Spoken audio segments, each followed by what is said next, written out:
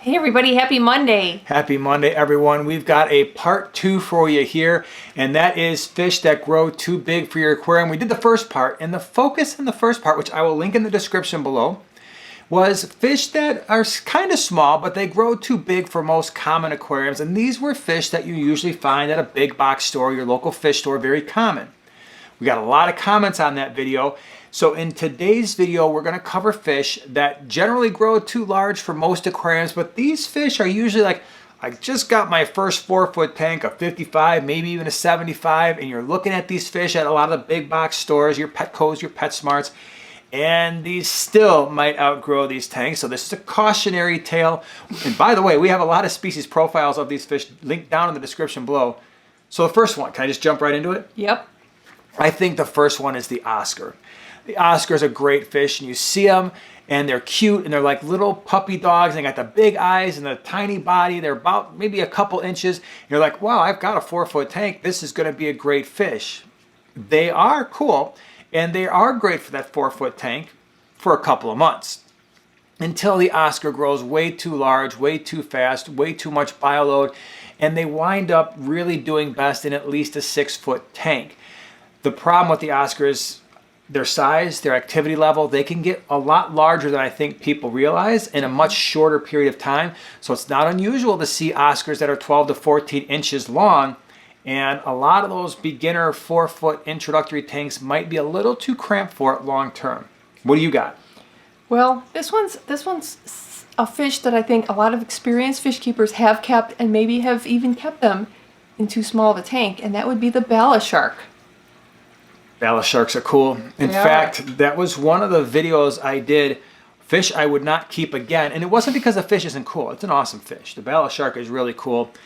The problem with the bala shark, like all these fish that we're talking about, is how big they get. But not only that, they need to be kept in groups. So you're dealing with two things now. One, you're dealing with a fish that can easily grow to be 10, 12 inches at least. And you need to keep multiples, and most people, when they go to the PetSmarts and Petcos and they see the 2 or 3 inch bala shark, and it's called the shark, and it kind of sort of looks like one, and then they bring it home and they realize, oh boy, this is going to get a lot larger. So definitely something to keep in mind. And I think there's another one like it. This will be fish number 3, and that's a tinfoil barb. Same exact scenario, except the tinfoil barb, not only does it get large, it also gets taller bodied, and I think it's even more active than a bala shark. And bala sharks are pretty active. And so for both of these fish, usually a 4-foot tank is not usually, their 4-foot tank is never sufficient. I would say most 6-foot tanks are not going to work well either. Really, if you want to keep these fish right in large groups and give them the space they need, an 8-foot tank, 10-foot tank is really going to show them off well. Now, my next choice is one that's similar to one that you may really enjoy keeping in the hobby, but it is completely not the same fish. It is the common pleco, which gets a lot larger than the other kind, the bristlenose or some other plecos you might know. Absolutely. And so the common pleco, the problem here, and I think this is probably the most common mistake out of all the fish we talk about today. A lot of people go to the Petcos and PetSmarts and local fish store, and they're like, I need an algae eater. And the common pleco, when it's young, will eat algae, and then it needs to be fed. It is a big waste maker in your fish tank, and they can grow huge. I've seen common plecos getting pretty close to 18 inches, and most fish tanks really aren't going to do well with that. At least bare minimum 6-foot tank, because they're not really active. So a 6-foot tank, you might be able to get away with for a while, but those 8 and 10-foot tanks long term, even better. And then the worst part about it is, as they get over a foot or so, they really do stop eating a lot of the algae and just become bottom feeders like a lot of the catfish. So it's like a triple whammy. You're getting a fish that grows pretty fast, will probably stop eating algae for you, and is going to need a really large tank and create a lot of mess in your tank.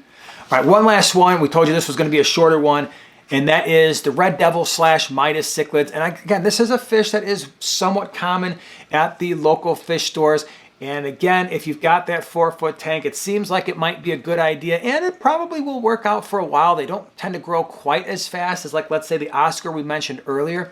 but they do get large. And if you're trying to keep them with other fish especially, they're going to need something more than a 4-foot tank, because if you put a red devil or a Midas cichlid in a 4-foot tank long term, most likely that is going to be all the territory it wants. It's all 4 feet of that tank, because these red devils and Midas cichlids can easily approach 12 to 14 inches.